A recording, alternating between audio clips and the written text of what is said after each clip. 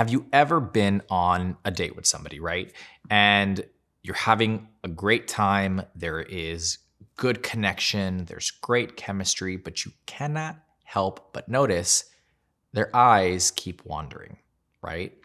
And the more you pay attention, the more you realize that they are checking out other people. They're looking at, the guy across the way or the guy at the bar, or maybe the girl across the way or the girl at the bar.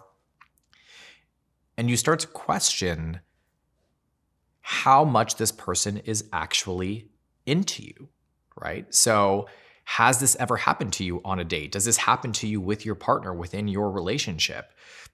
I sure shit can say that it's happened to me on multiple occasions. And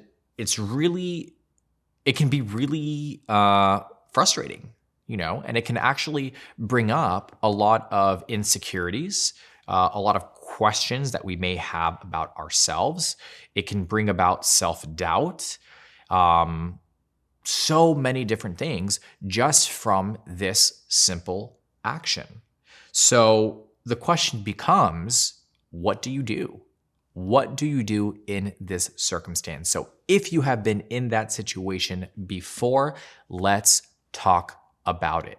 If you don't know who I am, by the way, my name is Danny and I'm a life and relationship coach. And if this is your first time on the channel, make sure you are hitting the like and the subscribe button so that you can become part of the community and get notified anytime we put out new content and have open discussions like this and talk about the subjects that really matter, right? So as I was saying, what do you do? How do you handle this situation? And to be honest with you, I think it really just kind of depends on your level of security, who you are as an individual, your attachment styles, right? Are you anxiously attached? Are you avoidant? Are you a secure individual?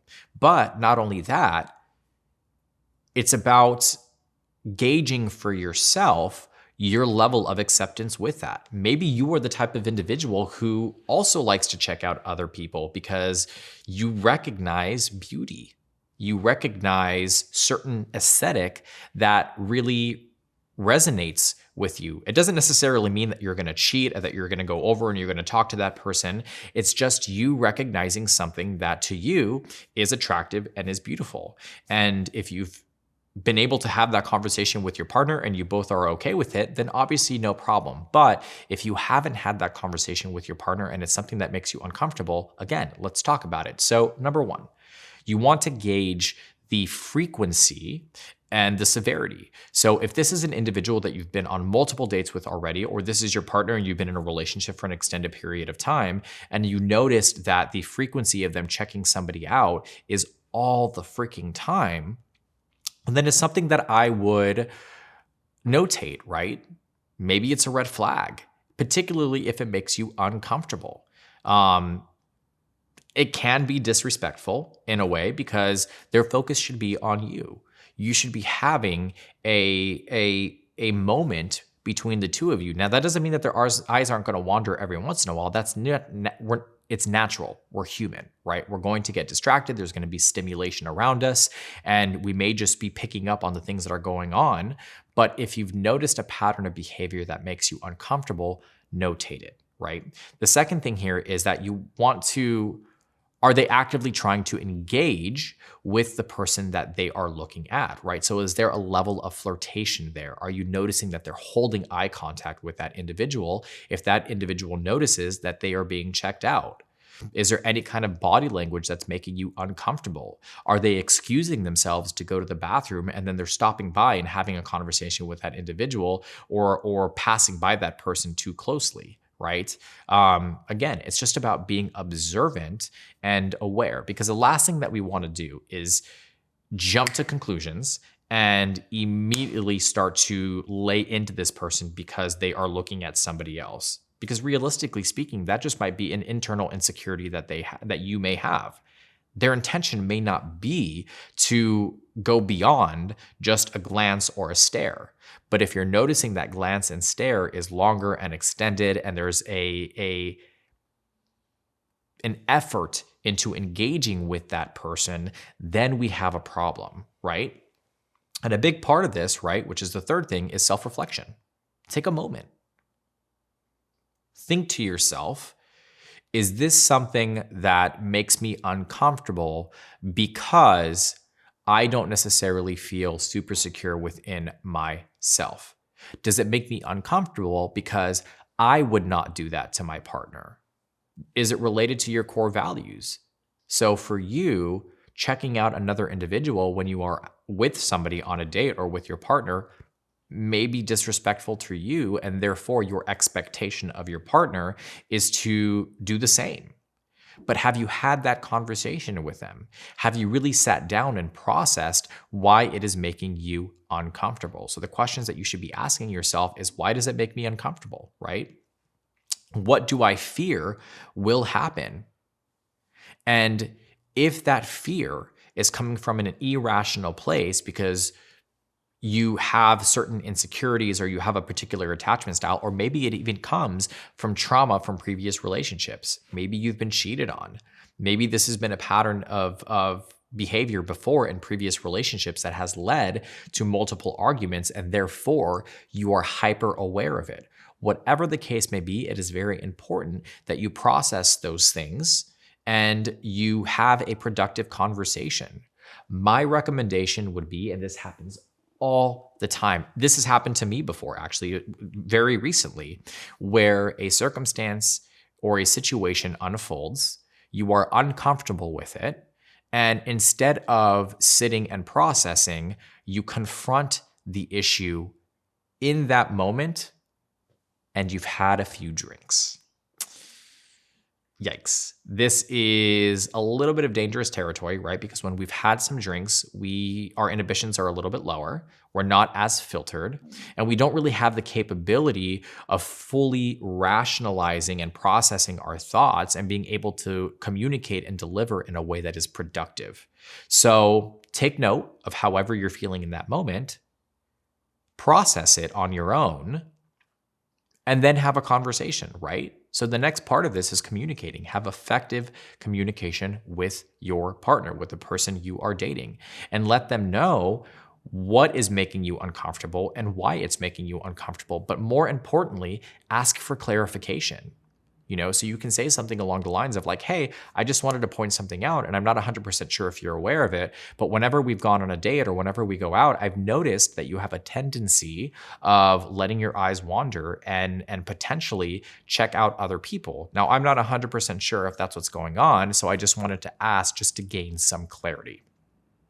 It is important to communicate in a way where your partner will not get defensive. Because if your partner becomes defensive and you're already on the attack and you are blaming them for something that may not even necessarily be the case, you're not going to get anywhere because you're immediately putting walls up.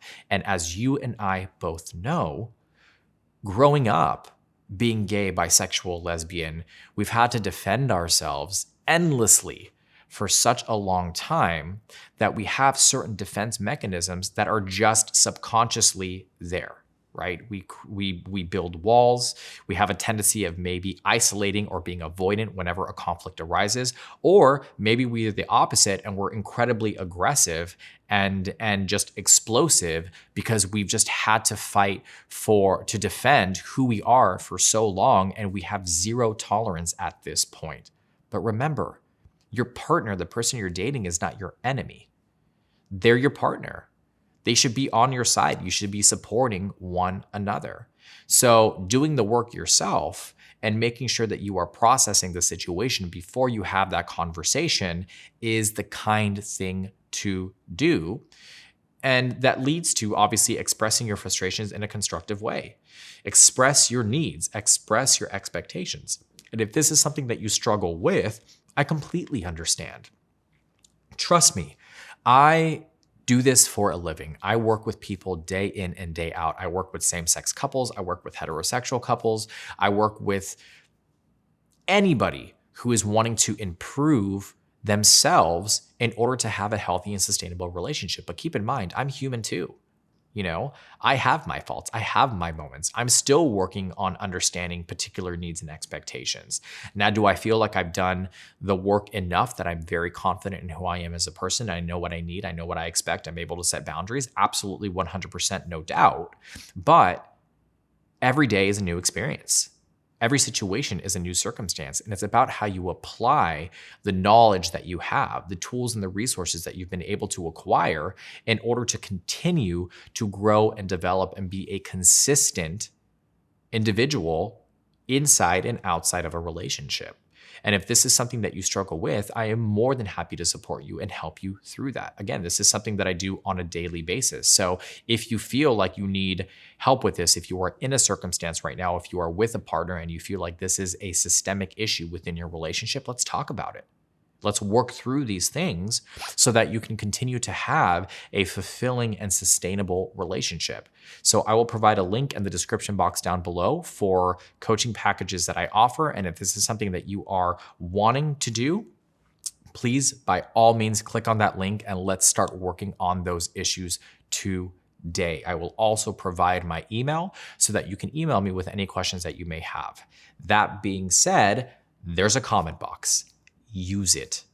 This channel, this community I created for you, I wanted to create a safe space where we can have these conversations, this open dialogue, and share our personal experiences and learn together, right? So make sure you're leaving a comment down below. Let me know what your story is. Let me know your situation. Maybe you just want to, give me some tips and tools that I forgot to add into this because you've gone through this before. Whatever the case may be, leave a comment down below. I try to interact with you guys as much as I possibly can. Again, in case you missed it, my name is Danny. I am a life and relationship coach, and I hope that you guys are having an incredible day, night, afternoon so far, wherever you are in the world. And I hope you're staying happy and healthy. I'll see you in the next video.